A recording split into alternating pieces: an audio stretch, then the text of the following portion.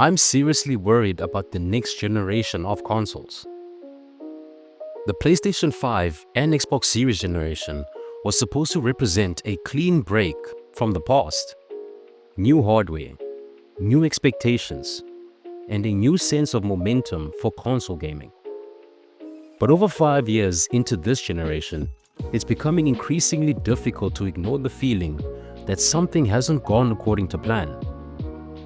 Instead of a bold leap forward, we've experienced a drawn-out transition defined by cross-gen titles, minimal technical leaps, and a growing sense that the industry itself doesn't quite know what it wants the next generation to be.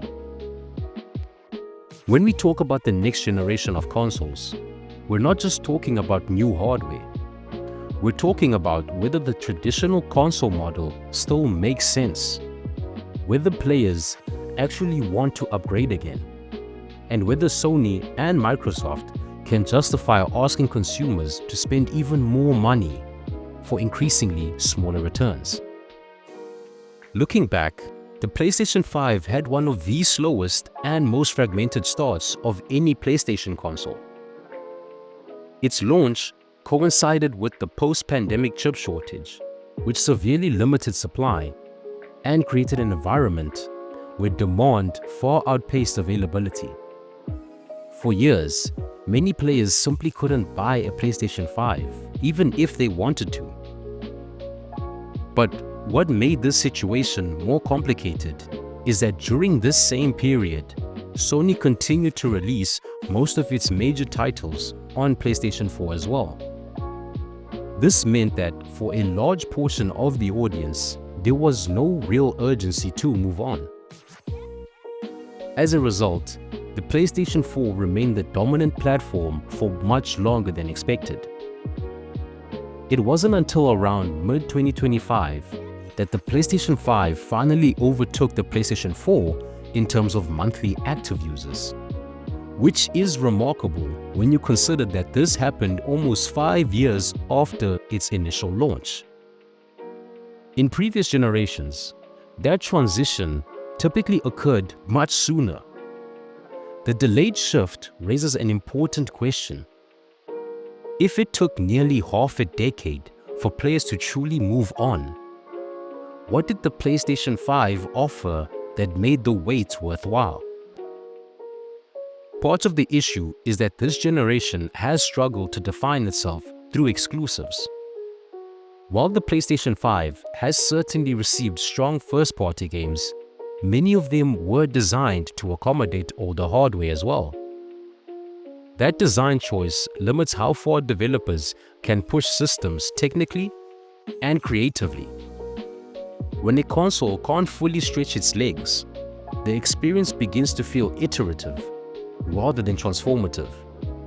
For many of us, the PlayStation 5 hasn't felt like a necessary upgrade so much as a slightly better version of what they already owned. This leads directly into concerns about pricing and the future. Rising hardware costs, particularly RAM shortages driven by increased demand from AI data centers, are beginning to put real pressure on quite literally the entire tech world. Rumors surrounding the PlayStation 6 already suggest that Sony may be forced to launch at a significantly higher price point than previous generations.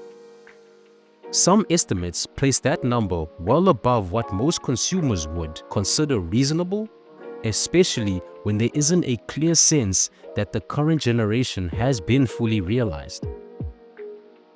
What makes this more troubling is that there doesn't seem to be strong demand for a PlayStation 6 yet.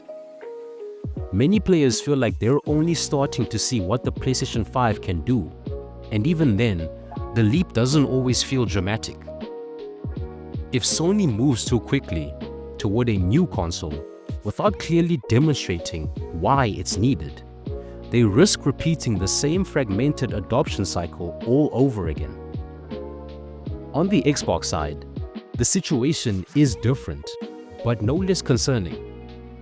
Microsoft arguably had its strongest console launch ever with the Xbox Series X and Series S, offering two price points and a clear value proposition.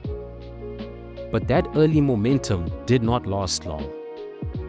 Over time, Xbox sales slowed down dramatically, and the brand's identity began to shift away from consoles entirely.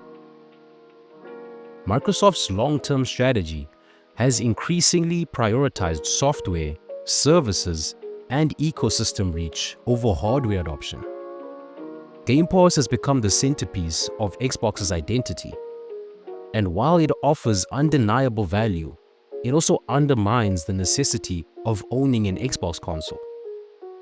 When first-party games launch day one on PC, and in some cases, even on competing platforms like the PlayStation 5 and the Nintendo Switch 2, the console itself starts to feel optional rather than essential. This shift has consequences. Without a strong lineup of true hardware-defining exclusives, Xbox consoles struggle to justify their existence. For us, the question isn't whether Xbox makes good games, but whether buying an Xbox makes sense at all. If the same experiences are available elsewhere, often with better performance or flexibility, the appeal of dedicated hardware diminishes. Adding to these issues are ongoing concerns around pricing and consumer trust. Subscription prices have risen, game prices have increased, and accessories have become more expensive. These changes may be understandable from a business perspective, but from the player's point of view, they contribute to a sense that value is slowly being chipped away. When costs go up while the perceived benefits stay the same, frustration is inevitable. Both Sony and Microsoft are also facing the same underlying problem: the diminishing returns of graphical advancement. Each generation promises better visuals and faster performance, but the improvements are becoming harder to notice without side-by-side comparisons. Ray tracing, higher frame rates, and faster loading times are meaningful upgrades, but they don't fundamentally change how games are played in the way previous generational leaps once did. This is where cross-generation development becomes especially damaging. When games are built to run on older hardware, innovation is constrained. Developers can't take risks that require new systems, and players don't see experiences that truly feel exclusive to the new generation. Over time, this creates a cycle where fewer people upgrade, which in turn gives publishers even more reason to continue supporting older platforms. So when we start talking about the next generation of consoles, the concerns become clear. If PlayStation 6 launches too expensive, too soon, or without a compelling reason to exist, adoption will be slow. If Xbox continues to de-emphasize hardware in favor of services, the concept of a next-gen Xbox console may feel increasingly irrelevant. And if both companies rely heavily on cross-gen development again, we risk entering another generation that never fully separates itself from the last. The real worry isn't that consoles are going away. It's that the idea of a true next generation is slowly losing its meaning. Hardware cycles are stretching longer, innovation is becoming incremental, and the excitement that once defined new console launches is fading. What we're left with is a future where consoles are more expensive, less distinct, and harder to justify. The industry seems stuck between the past and the future, unsure of how to move forward. If the next generation doesn't address these issues head-on, it risks becoming another prolonged transition instead of the fresh start we as players are hoping for.